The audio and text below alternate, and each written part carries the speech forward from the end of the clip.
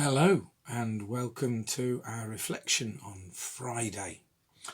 It's quite hard to do a video reflection when you haven't got much voice, but I'll continue and do my best. The passage set for today is from Galatians chapter 3, verses 1 to 5. And I'd love you to read it because Paul gets really cross. We're not used to people being forthright in the Bible. Well, I don't know. There's quite a lot of instances, aren't there, of forthrightness coming forward. But Paul here is pretty furious. He's not just saying something, he's saying it so strongly that he calls them foolish, witless. Why is he so cross? Because they've missed the whole point. He's been trying to blend together his background in Pharisaic Judaism and this new spirit of freedom in the community of the kingdom of God, an all-inclusive community, ready for the Gentiles as well as the Jews.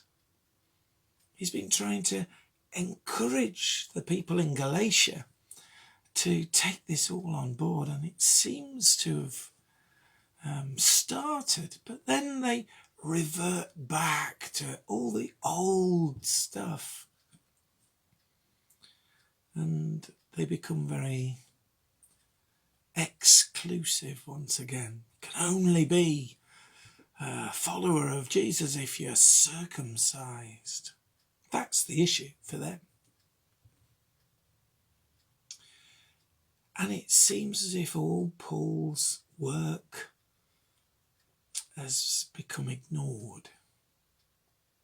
As if the whole thing that he's been speaking about openness and inclusion and everyone together, has gone out the window.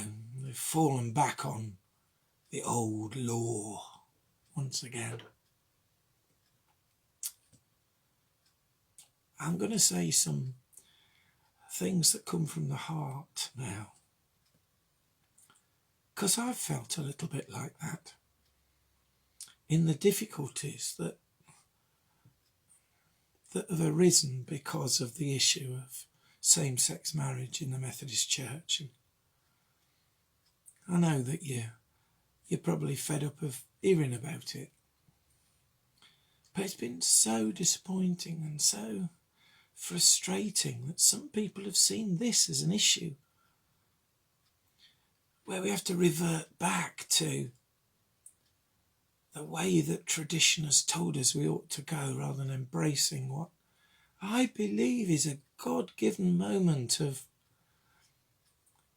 becoming an open and inclusive community which truly welcomes all, no matter what their story is.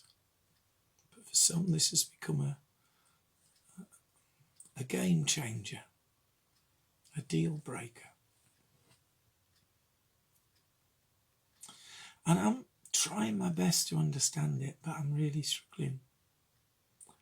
Just as Paul doesn't understand why the Galatians are so worked up about this particular issue. That was the old order, he says. But there's a new way of thinking now. And it's all because Jesus wants to be for everybody, unconditionally.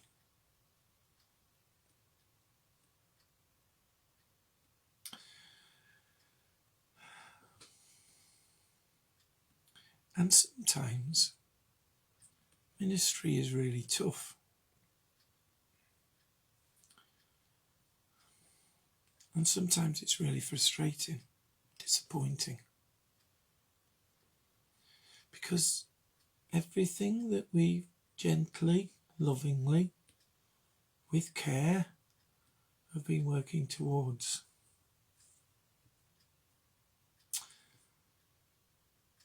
and gets washed away. So I want us all to consider what Paul's trying to say here. It comes from his heart, so I get so passionate. That's why I suppose, struggling emotionally and with the aftermath of a vote at Lancaster, and some people have left because of it. It's like losing members of your family. And it's so unnecessary, because this community, this kingdom, is for everyone. Please, please, when you watch this, read that passage from Galatians and consider what it means for Jesus to have been crucified for all. And be loving and be caring and be there for the people who struggle with this, as I'm trying to be as well, but have been cut away from some people because they voted with their feet. But it doesn't stop me feeling responsible. It doesn't stop us from wanting to rebuild momentum together after all the COVID stuff as well. There's a place for everyone. Let's build this kingdom community of love, unconditional, abounding, extravagant love. Let's be part of it. Let's rejoice in it. And let's welcome everyone, because we've been set free from the law and we live by grace. May you have a grace-filled day and a gracious response to the new way of grace that Jesus has brought in. I rejoice that he's gone to the cross for me. But I rejoice as well that he's gone to the cross for everyone. Praise be.